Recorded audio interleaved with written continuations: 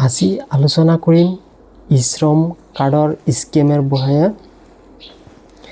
আজি আলোচনা হ'ব আপোনাৰ ই-শ্ৰম কাৰ্ড যেটো বনাইছে এই ই-শ্ৰম কাৰ্ডৰ বিনিময়ত আপুনি কি স্কিম পাই আছে বা কি স্কিম আপোনাৰ কাৰণে প্ৰযোজ্য হৈ আছে বা আপোনাৰ কি স্কিম আগন্তুক দিনত পাব।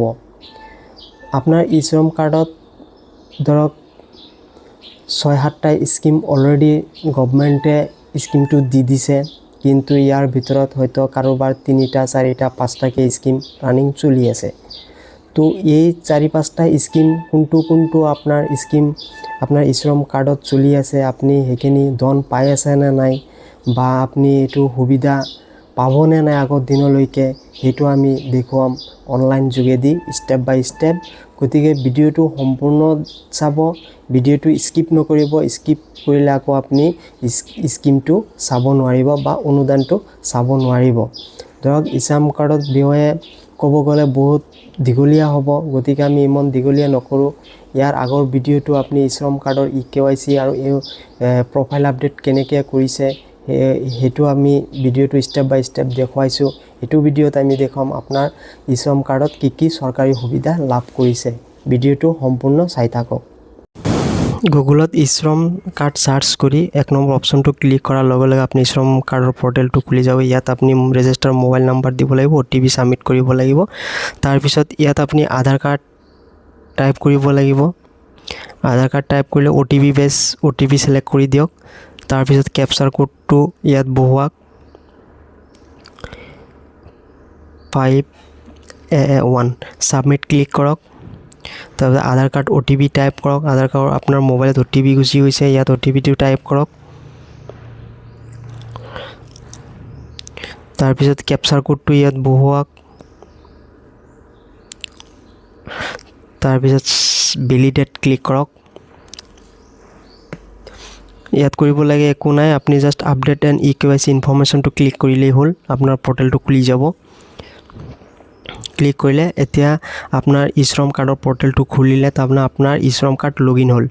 ইয়াত 1 2 3 4 5 6 7 8 9টা স্কিম আপোনাৰ ৰানিং আছে।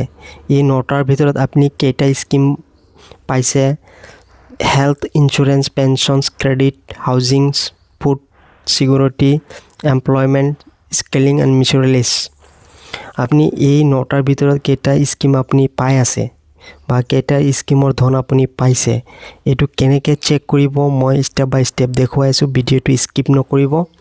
গতিকে এইটো আপুনি ৰাইট ছাইডত যিখিনি আছে ইয়াত স্কিম কেটাগৰিজ এনৰোল, আপোনাৰ টোটেল স্কিম এনৰোল, আপোনাৰ কেইটা ই-শ্ৰম কাৰ্ডত স্কিম পাই আছে ধন। ধৰক এইটো ই-শ্ৰম কাৰ্ডৰ আগত 4টা স্কিম মই পাই আছোঁ। আপুনি কেইটাবা পাই আছে এইটো আপুনি নিজে লগইন কৰি চাব পাৰিব।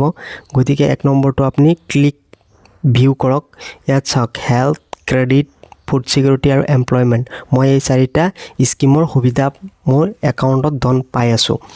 গতিকে 1 নম্বৰ হৈছে হেল্থটো ক্লিক কৰক। আয়ুষ্মান ভাৰতৰ 5 লাখ টকীয়া বীমা আপুনি সুবিধা লাভ কৰি আছে। যেতিয়া ইচ্ছা আপুনি তেতিয়া চিকিৎসা বাবদ আপুনি ইউজ কৰিব পাৰিব। ক্লিক কৰক। চাওক আপোনাৰ ই-শ্ৰম কাৰ্ডৰ আণ্ডাৰত আয়ুষ্মান ভাৰত কাৰ্ড এক্টিভ হৈ আছে। ইয়াত আপুনি 5 লাখ টকালৈকে চিকিৎসাৰ সুবিধা পাব। এইটো এটা স্কিম, চৰকাৰী স্কিম আপোনাৰ ই-শ্ৰম কাৰ্ডৰ আণ্ডাৰত এইটো এড হৈ আছে। আপুনি যিকোনো মুহূৰ্তত মেডিকেলি 5 লাখ টকা আপুনি চৰকাৰী সুবিধা পাব। গতিকে এইটো এটা ডাঙৰ সুবিধা হয়। তাৰপিছত এটা বেক কৰক, বেক মাৰক আৰু এটা বেক কৰক। তাৰপিছত ক্ৰেডিট কাৰ্ড ইয়াত ক্লিক কৰক।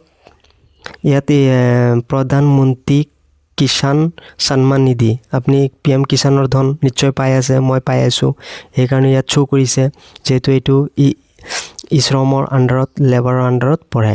তাৰপিছত ফুড ছিকিউৰিটিত ক্লিক কৰক। ওৱান ৰেচন কাৰ্ড, আপুনি ৰেচন পাই আছে, চৰকাৰী স্কিমৰ আণ্ডাৰত পাই আছে।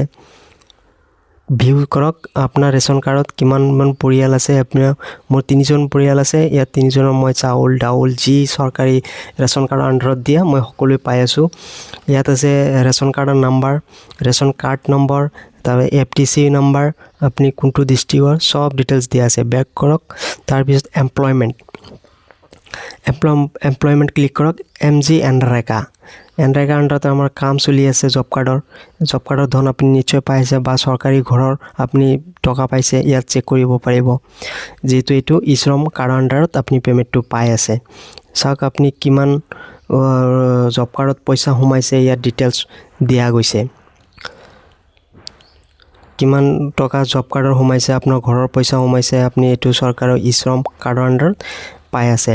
মই অলৰেডি 4টা স্কিম পাই আছোঁ 9টাৰ ভিতৰত। গতিকে আগত হয়তো আৰু 5টামান খুলি দিব, তেতিয়া মই এই 5টা চৰকাৰী সুবিধা পাম। নিশ্চয় আপুনিও পাব। আপুনি এইটো ভিডিঅ' আপুনি নিজৰ ঘৰত বহি মোবাইলতো কৰিব পাৰিব। যদি ভিডিঅ'টো ভাল লাগিছে লাইক কৰিব, ছাবস্ক্ৰাইব কৰিব আৰু শ্বেয়াৰ কৰিব। ইয়াৰ পিছত আমি বাকী 2টা ষ্টেপ আছে শ্ৰম কাৰ্ডৰ, সেই 2টা বিষয়ে দেখুৱাম।